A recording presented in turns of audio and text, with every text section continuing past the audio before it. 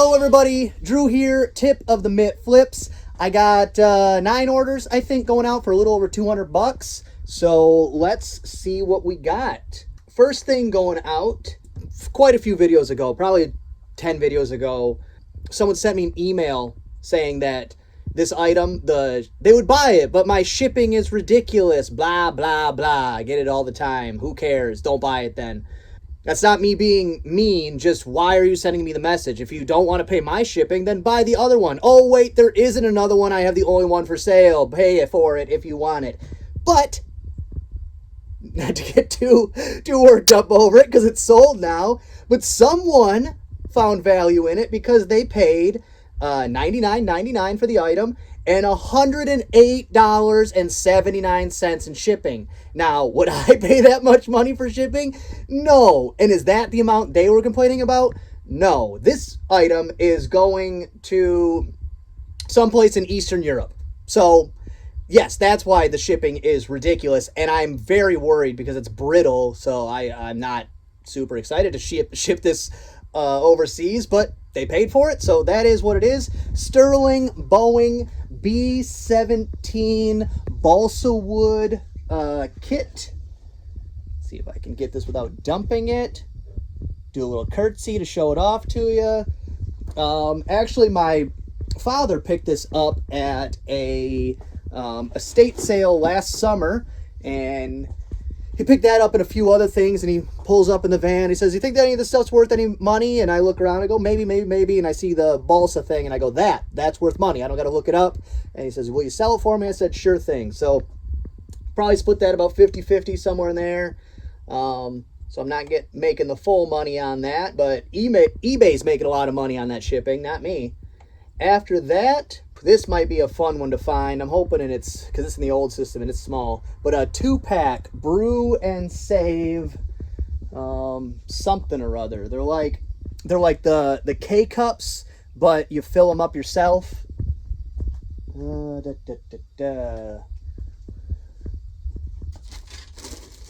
Oh wow, right on top. Great, right there. I had bought them. They didn't fit the actual one I had or something like that. I don't even think I used them, but one was new, one was still new, but I don't know. They were sitting, I had a pile of stuff sitting on my desk for some reason, and I just one day was tinkering on the computer and I just started listing things, and that was one of them. $9.99 free shipping for that. Next up, we have C2G 2504 something. I know where that's at. Here we go. It's like a dongle. It is a 8-pin to mini DIN, I think is what they call that. 8-pin there, mini DIN. And what this was, $7 free shipping. Took an offer. I think I had it listed for $9.99 or $10.99 or something like that. But I had a digital camera. Let me see. This one right here, digital camera, Kodak, and I went to list it. Had the box, had the instruction manual, had all the everything with it, including that dongle.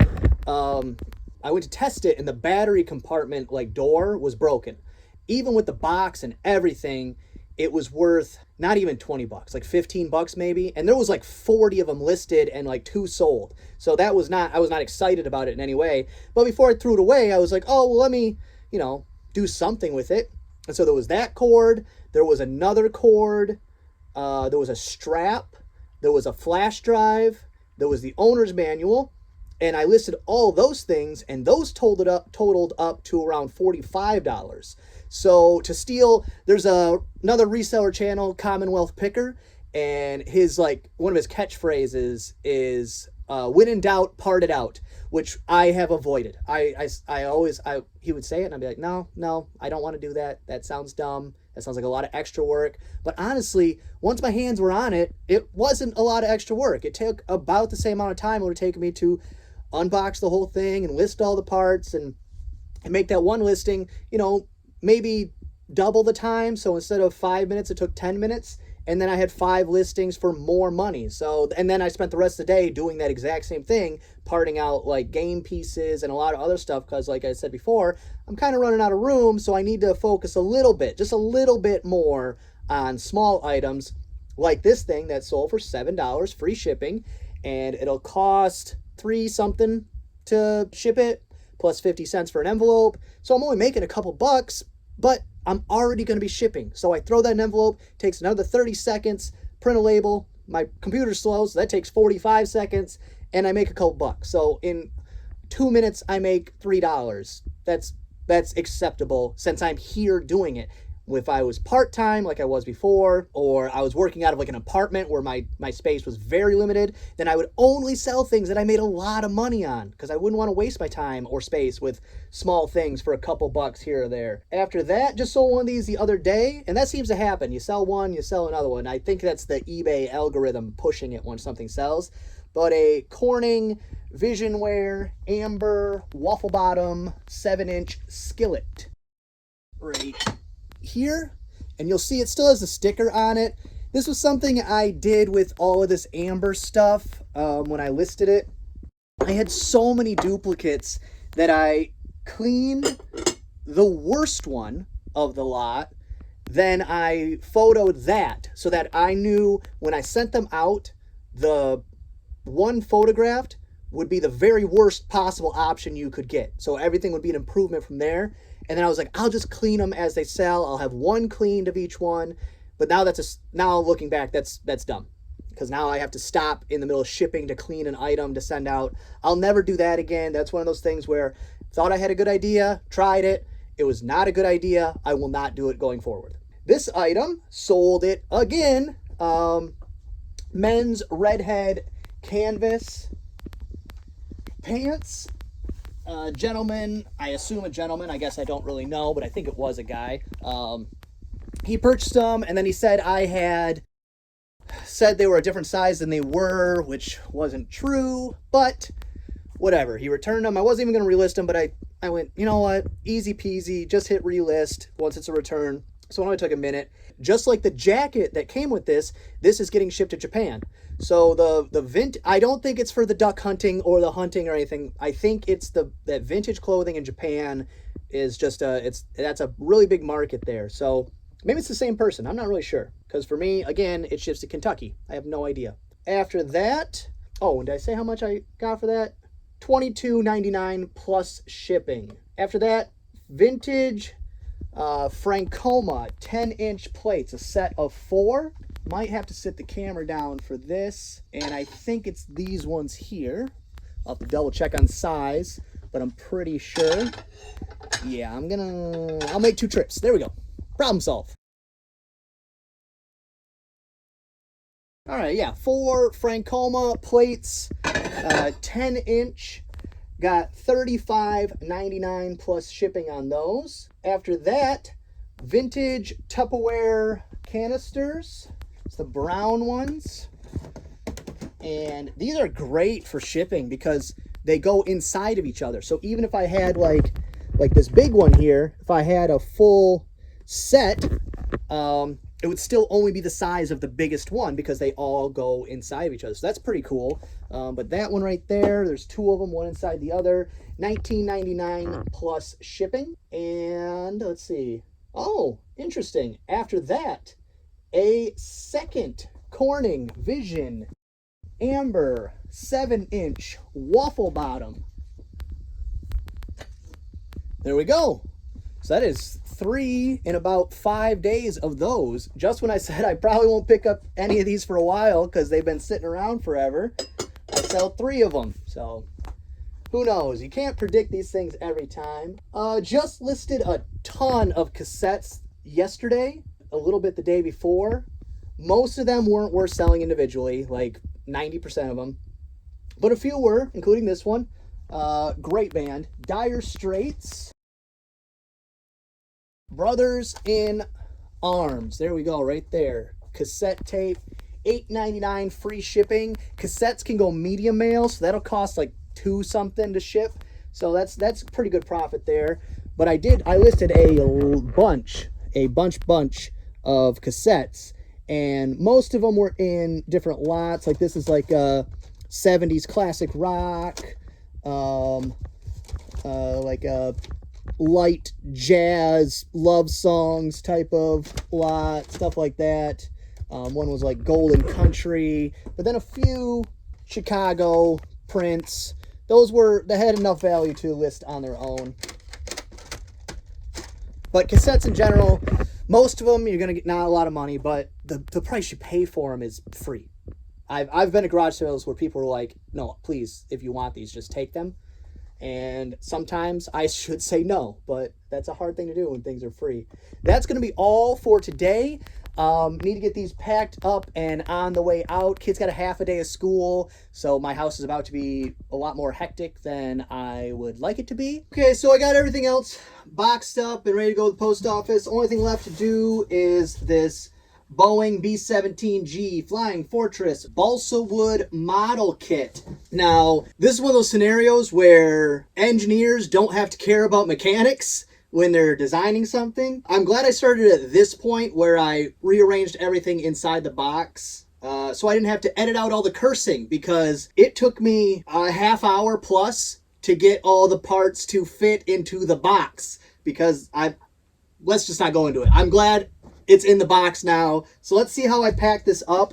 It's got to go all the way to Japan. So I got to make sure this thing is packed very well. But since I use the global shipping program, I actually only have to care if it makes it to Kentucky. And then once it makes it safely to Kentucky, hands off for me. That's why I like to use the global shipping program. I miss out on international sales because it's expensive for the buyer, but I don't have to care about once it leaves the States. As soon as it gets to the eBay shipping center and they say, hey, it made it here safely, that's the end for me. I don't have to think about it ever again.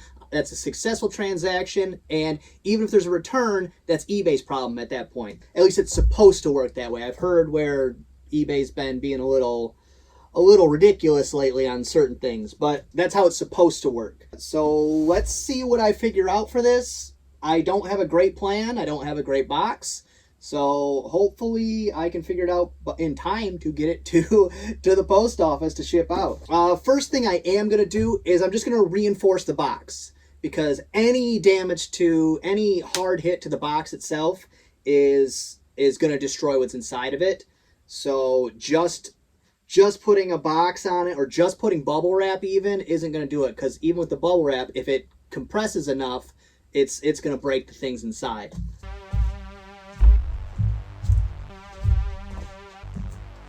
So my thought is I might just take some pieces of cardboard and almost reinforce it with like a spine instead of wrapping it completely, because this is just step one. I don't know if that's going to get it either. All right, I think I know what I'm going to do.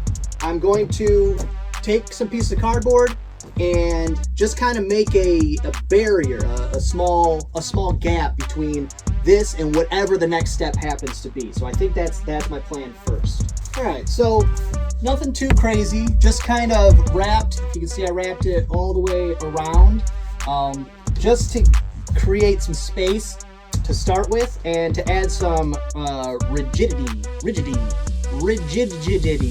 to the box itself. Next, I'll go with the big bubble. Now, depending on what it is, you don't want to use the last piece for anything really fragile on a roll, because it just, for some reason, it just seems to get abused. The deeper into the roll, the more bubbles are popped. I don't know why. That must be the part of the process of putting it on the roll. Something happens, but it seems to be the case. So just kind of something to look out for. Obviously, you only have to look out for it once per roll. All right, yeah, I think wrapping it was actually pretty good, because I can put a little bit of pressure on there and it seems fine. Doesn't seem like it's gonna damage too much. It's working well enough, or appears like it's gonna work well enough, that I'm not gonna do a second wrap around this way. One, because like I said, I think it actually, adding that wrap of cardboard is doing a much better job than I expected.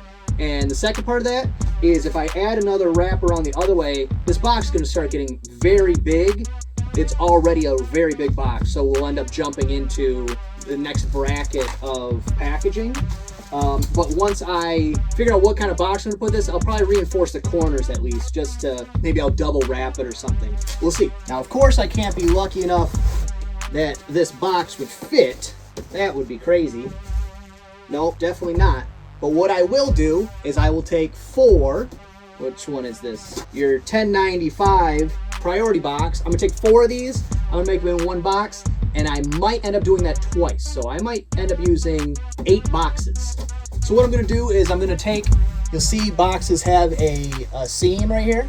And especially with the priority boxes, some of your nicer quality boxes, it doesn't split as easy and you're almost better off cutting it. But with the priority boxes, they're pretty chintzy, so I'm just gonna end up ripping that apart. Get my coffee out of here before I regret it. All right, now I'm gonna take my scoring tool, take the guide off it. This is where I need to get one. I keep saying I'm going to, but they make the scoring tool I use, they make where it's got this thing just on the back side of a utility knife for things that you're not resizing the height of a box, which is what this is best for. You're doing something else with it. All right, so I'll take my ruler, hold it down tight, take my scoring tool, and I'm going to score right along the ruler to create a new fold in the box. All right, once I've scored it, let me see if I can get a little better angle. All right, once I've scored it, then I'm going to crease along that new line. And then I'm going to mark the other side where I want to score this one. Hold my ruler down again, fold along that scored line. One more. All right, so of course I have a gap, you can see here. It would have made it if I would have just made this crease just a little further down, but that is okay because I was planning on putting 2 more on there anyways, but it is going to allow me room to put a second layer of bubble wrap on.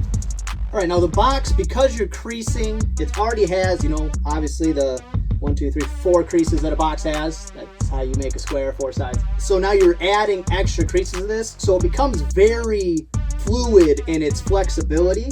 So having something, as you see, I've got it pushed all the way back, having something to put the box against that you're making will help a lot because it'll give you a flat side to work with. Normally, if I wasn't filming, I'd be doing this on the floor because it would just be much, much easier, much more space, all kinds of stuff. But I'd like to show, you know, this is a pretty extreme example of creating a box. So I'd like to show everybody how I go about it.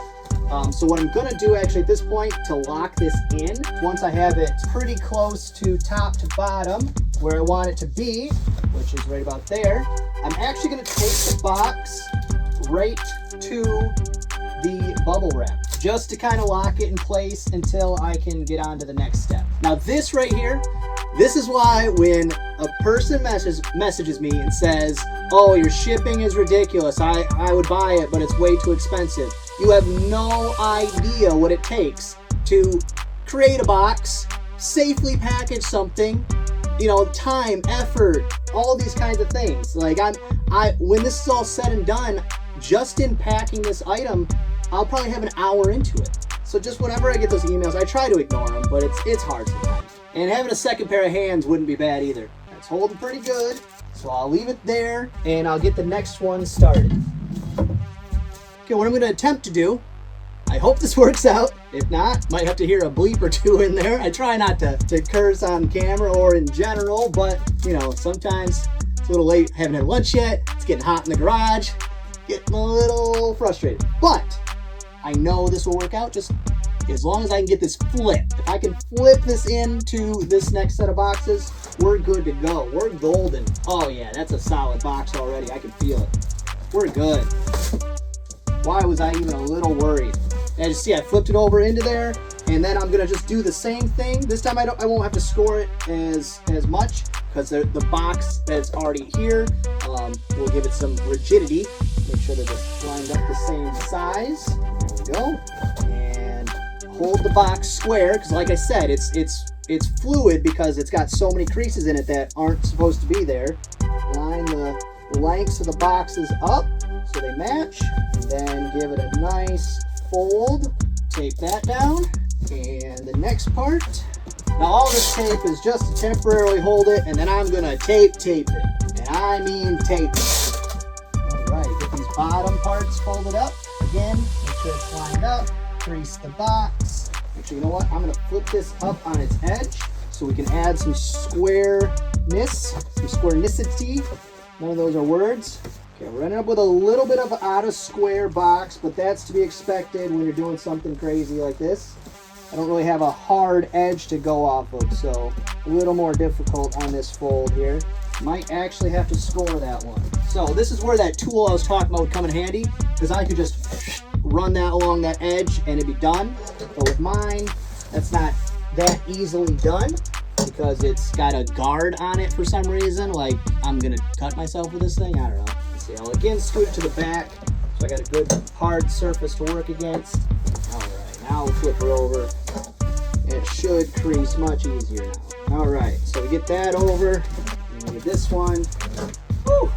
You can turn the heat off. To you warm climate people, it's 55 degrees in here. I'm complaining that it's too hot. All right, now we're getting somewhere. She's not pretty, but she's on her way. She's on her way. So we're on the downhill side. So once you have officially created a box, now you need to create ends. So all you do, this part's easy.